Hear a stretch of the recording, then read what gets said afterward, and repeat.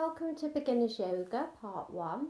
For this practice I'd like you to have some props handy. So usually I would use these yoga blocks, but I'm not going to use them. I'm going to use stuff that's lying around the house, so hopefully it'll give you some ideas of what you can use as well. So obviously you probably won't have one of these, but if you have like a strong sturdy book that this sort of size, or maybe a container of some sort like a Tupperware box, I'm just going to use some gravy granules. So you'll want something that you can use as blocks and a couple of cushions. So I'm just going to grab some cushions off the sofa, or you could use pillows off your bed. So if you want to pause the video and go ahead and grab those, and then we'll begin.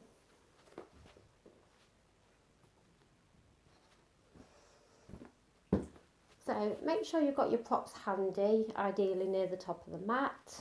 We're going to start in Savasana, easy pose. So with our legs crossed. So straight away, if that's uncomfortable for you, maybe it's the hips that are screaming at you, maybe the knees are a little bit tender, you can grab one of your cushions and just sit up on that and see if that's any more comfortable for you. If it's absolutely not happening for you today, just find a comfortable seat on the ground, maybe with the legs outstretched, just somewhere that you can be comfortable for a couple of minutes.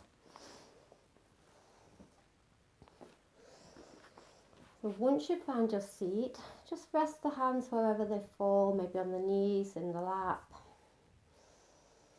Bring your awareness to your breath. So when we practice yoga, we're breathing in through the nose and out through the nose. Just take a few breaths with your own natural rhythm.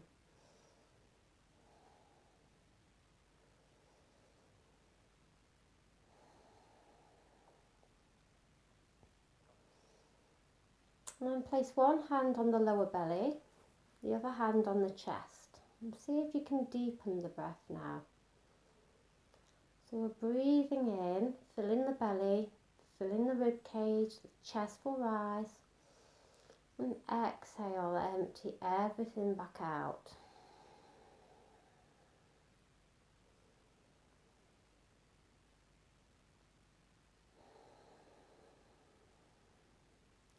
Now see if you can try to make the inhalation and the exhalation the same length. So we call this equal parts breathing.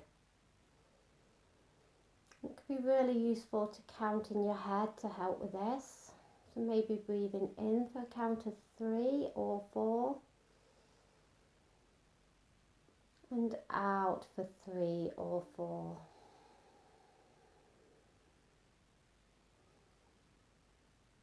So we're looking for a nice, deep, smooth, steady breath. I'm going to try to maintain this throughout our practice. I don't want you to worry too much about that.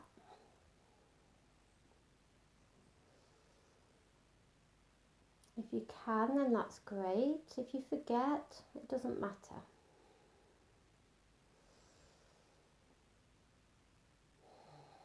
Nice. So we're going to come to all fours into tabletop position. So we'll come into hands and knees. I want you to take your hands shoulder width apart, and you can just hold your arms out in front to gauge what that is before you place them down. Spread the fingers really nice and wide. You want your index and middle finger roughly pointing forwards, and the wrists are underneath the shoulders. And the knees want to be about hip width apart. Try to get the knees so that they're directly underneath the hips. And we're finding a neutral spine here. So what I mean by that is obviously the spine has its own natural curves, but we're not actively tilting the tailbone up and allowing the belly to drop, or we're not rounding the tailbone down and arching through the spine. So just take a few breaths in this position. Try to press down into the knuckles. And also press down into this soft part in between the index finger and the thumb. It's going to really take the pressure out of the wrists.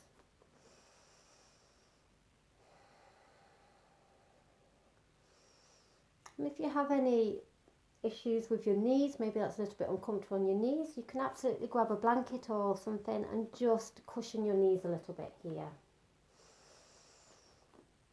Now we're going to start some movement through the spine. Then inhale, lift the tailbone up towards the ceiling, the belly will drop down, draw the chest forwards and bring the shoulder blades towards one another. We don't need to crank the neck to look up. And then exhale, take it the other way. Curl the tailbone down towards the ground. Allow the spine to arch. Imagine an angry cat. This is cat pose. And take it the other way. Keep going with your own breath a couple more times. As you inhale, lifting the tailbone. Looking forwards, this is cow pose. And rounding the tailbone down towards the ground. Allow the head to drop down. And once more, inhaling to come forwards into your cow pose. Exhale, round the tailbone down, arching up, cat pose. Come back to a neutral spine. So from here, we're just going to make some sort of freestyle movements. You're going to bump the hips over towards the right, circle around down towards the heels, and then coming forwards.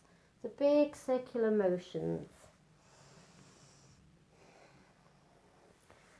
If you experience any wrist pain as you come forwards, just be mindful how far you're coming. And then take those circles in the opposite direction.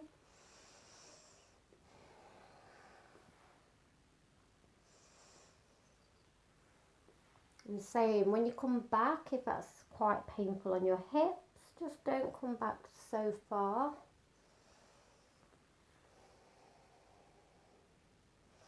And come back to a neutral position. Just going to walk the hands out in front and gently lower down onto the belly. Come up onto the forearms, so you want them to be shoulder width apart, and bring the elbows underneath the shoulders. Draw the chest forward, press into the palms, press into the forearms and the elbows. So we're not dumping our weight, we're actively pressing away from the mat. If you feel any pinching or anything in the lower back, just take the feet out a little bit wider. Give your lower back some space. And again, there's no need to be crunching the neck to look up. Just look down on the floor, a couple of feet ahead. You want to keep the neck nice and long. The next part of the spine.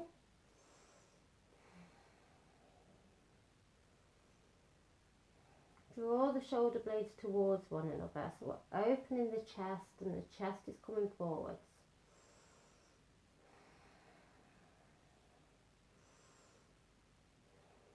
Nice, and just take the elbows out wide so that you can lower back down.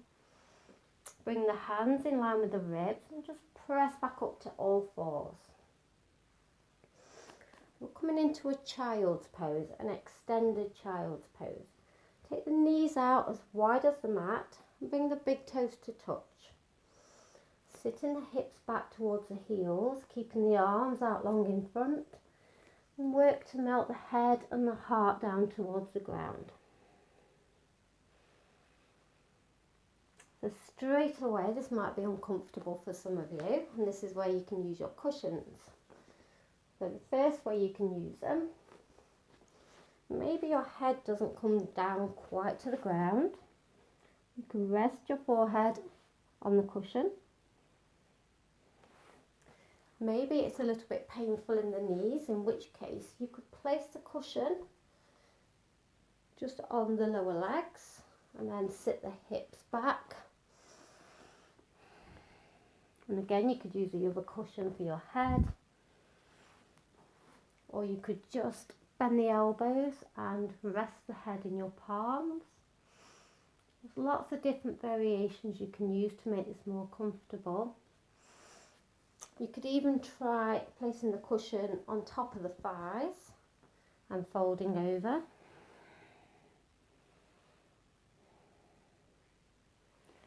So just find a variation that works for you. And taking a few deep breaths there.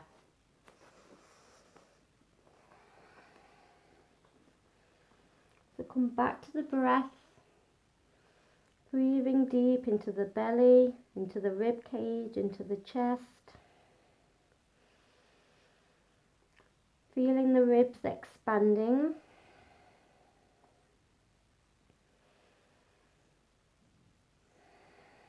So we want to relax into this pose. This is the restful pose.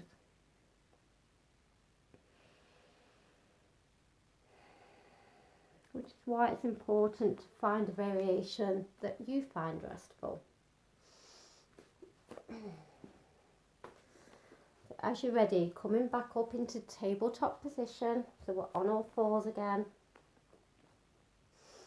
Going to step the right foot forward in between the palms at the front, so we're in a low lunge.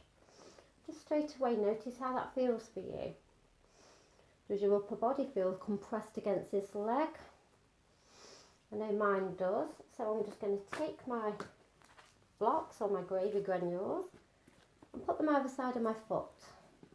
So I'm just raising the ground to me a little bit, giving myself this space between my torso and my leg. That feels much better already. So you can try that, or maybe you want to place both palms onto the thigh and lift the chest. But just be mindful that you're not dumping your weight into the leg.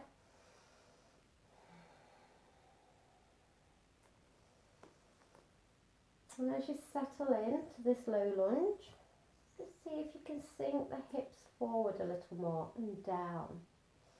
So you should feel a really intense stretch through this left hip flexor. Really, really ground down through this front foot.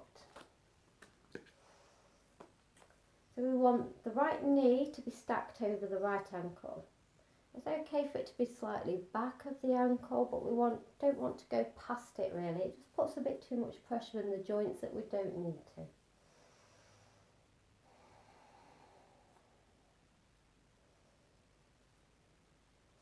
And as you're ready, sweep the arms up and overhead. And give your shoulders some space, so you don't need to keep the arms parallel. You can take them into a wide V, whatever feels comfiest for you. And if that's really, really uncomfortable, just keep the hands on the hips or keep them back on the thigh.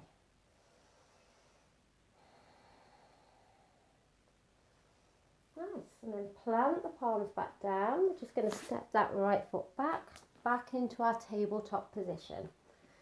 I'm going to do that same low lunge on the opposite side. So stepping the left foot forward in between the hands. See how this feels. Maybe you need to lift the ground to you a little. Maybe you lift the torso all the way up. Just finding a variation that works for you. Come back to the breath. When we find things quite challenging, we can get into the habit of holding our breath. So it's always a good idea in the first few breaths in a pose just to check in with the breath. It'll help you to find some ease and some calm. As you're ready, take the arms up overhead. Again, take the arms as wide as you need to. You're really grounding down through that front foot. So you're pressing down evenly across the foot from the big toe all the way to the little toe.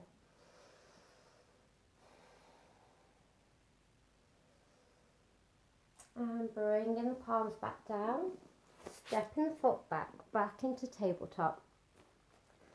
From here we're going to tuck the toes under, just walk the hands out in front slightly. I'm going to lift the knees off the mat and push the hips up high and then push them towards the back of the mat. So in downward facing dog, keep a really deep bend in the knees to start. And see if you can find some length through the spine. So don't worry about straightening your legs.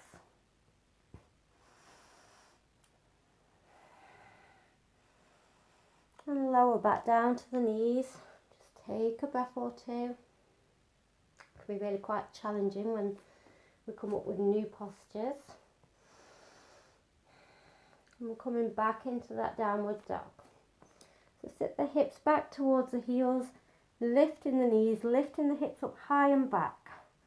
This time start to pedal out the feet. So you're going to bend into one knee and straighten the other leg. And just alternate. So stretching out the backs of our legs.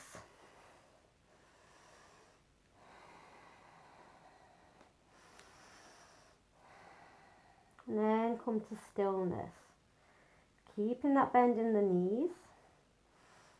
And send the heels down towards the ground. They don't need to touch the ground. We're just sending them in that direction.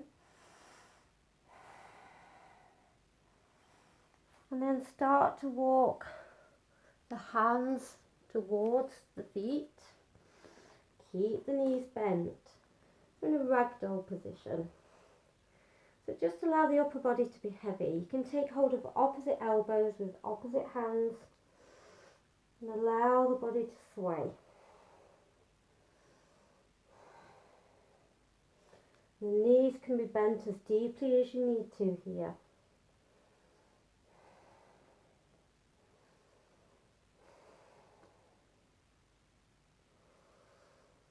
And let the arms drop back down. Keep the chin tucked in towards the chest as we start to lift up. We're going to roll all the way up to stand. Really, really slowly. Seeing if you can stack one vertebra on top of the other.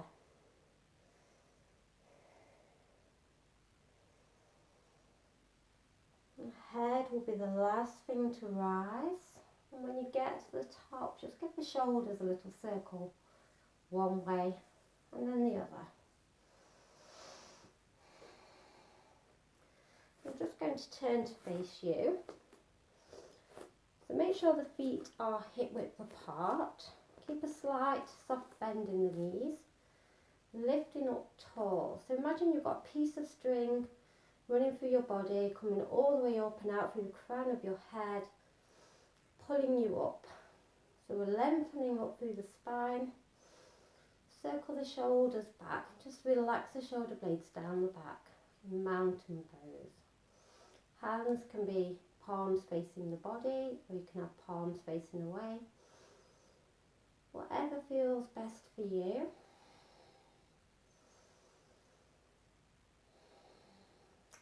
Draw the navel into the spine a little. See if you can lift the kneecaps slightly. So we're keeping the bend in the knees. Suddenly just standing still feels like a lot of work. Inhale, take the arms up overhead. Grab hold of the left wrist with the right hand and take a side bend over towards the right. So don't allow this sort of left shoulder to round forward. If you do, then you've gone a little bit too far. Just come up slightly. And swapping sides. Grab hold of the right wrist with the left hand. Side bend over to the left. One more each way. So you should feel a nice stretch all the way from the left palm all the way down into the hip. And one more to this side.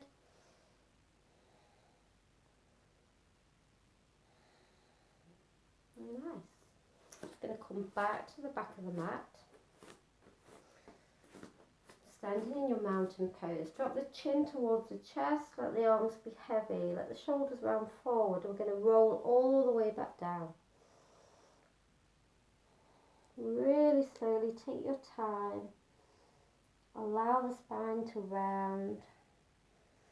Bend the knees. Come to the bottom.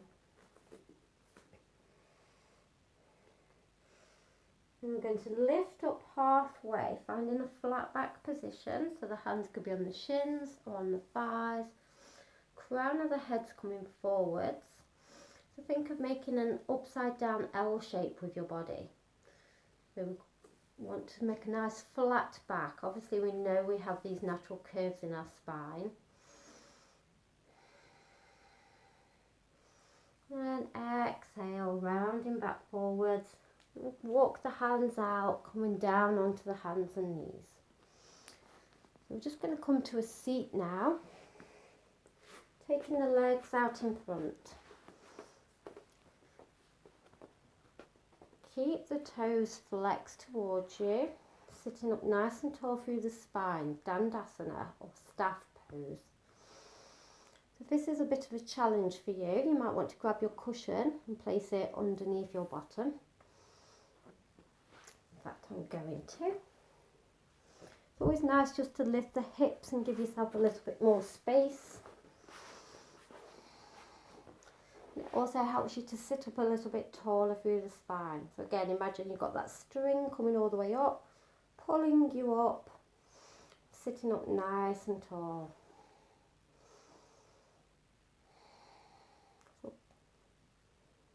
Nice.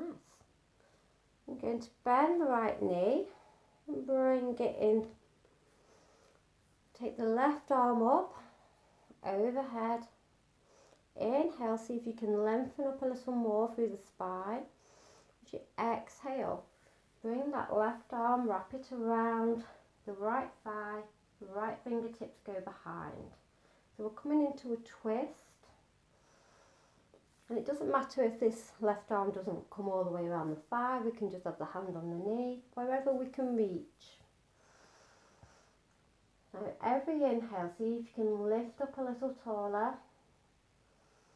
And every exhale, see if you can expand on your twist a little. This right hand behind, we're not using it to pull our body round, it's just there for support. So you should be able to lift it away and stay exactly where you are. And there's no need to be turning the head to look over the shoulder. Try and keep the nose in line with the navel. The twist is coming from this upper part of the spine, the thoracic spine. So think of twisting the rib cage towards the leg. And come back to centre. We're going to swap sides.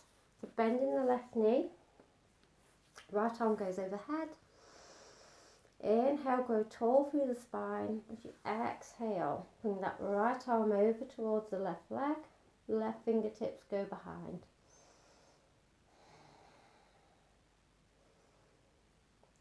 Good.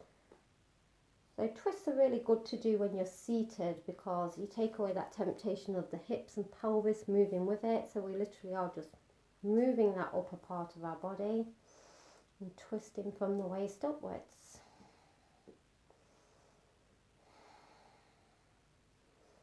If you find that it's quite difficult to breathe in this twist, then you've gone a little bit too far. Just back out a little bit so that you can find your breath again. And come back to centre. So coming into a forward fold, seated forward fold. So I'd recommend you start with your knees slightly bent. Take the arms up overhead, again growing up tall through the spine. Keeping that spine nice and long as you fold forwards. When you get to that point where you feel that you want to round, stop there. And quite simply bring the palms down to support you on the ground.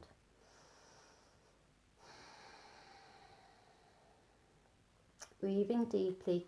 Keep the feet flexed towards the face. You might find after a few breaths that you can straighten your legs a little bit more.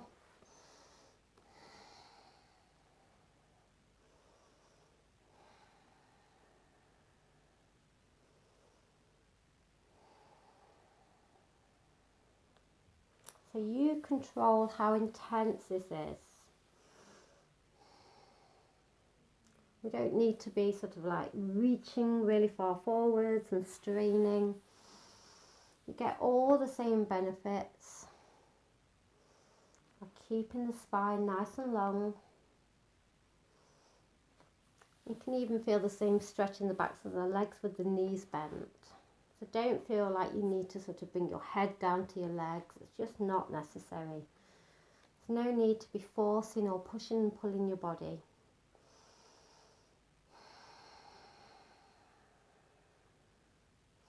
And you might find that you've only sort of come forward an inch or two, and that's fine. Sometimes that's all you need to be able to feel the sensations. You should feel the backs of the legs.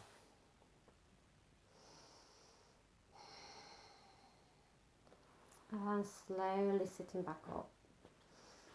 And take the cushion off to one side, we don't need that. And mindfully make your way down to your back. So keep the knees bent and take the feet out as wide as the mat. And then you're going to drop the knees gently over to one side. That should feel really good on the lower back. So we're in a slight twist again. And if you feel like you need some support under your leg, you can just grab your cushions and prop your legs up with that. Breathing deeply here.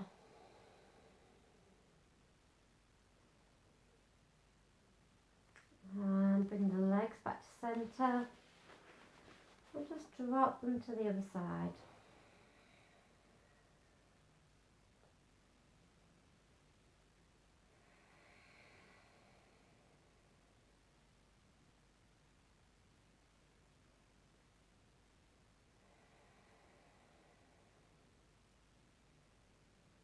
And bringing the legs back up to centre.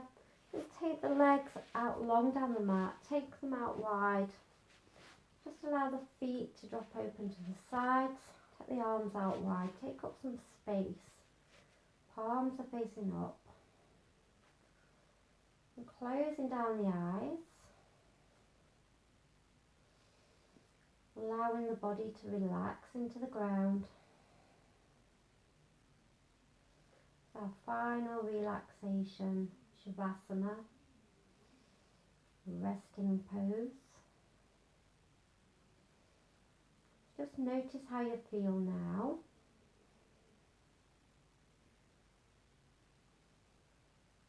Maybe you feel quite calm and relaxed. Maybe you feel more energized. There's no right or wrong. So allow your breath to return to its own natural rhythm. Just do a mental scan of the body. Starting with the head.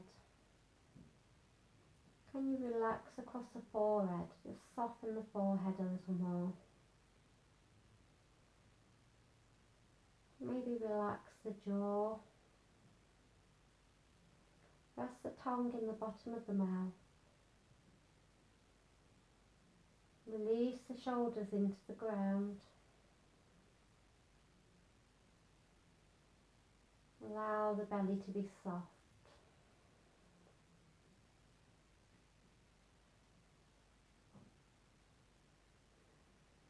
Let the weight of the hips be heavy. Relax the legs and the feet. Give your whole body permission to relax.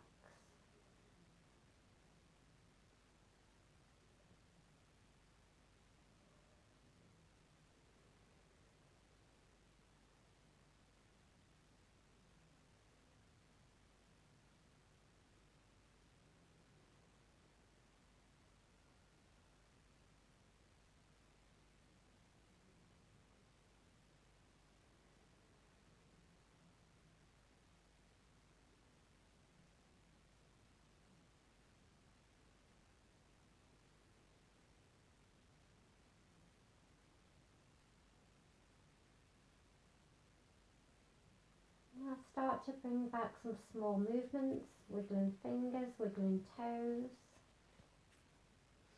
Maybe gently rocking the head from side to side.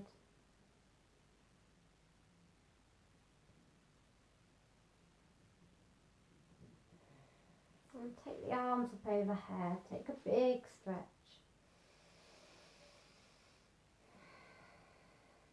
And bend the knees. Just roll over to one side. Spend a couple of breaths here.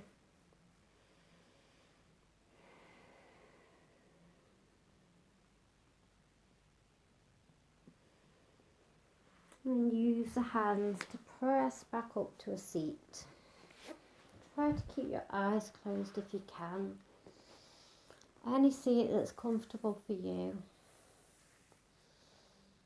Just resting the palms.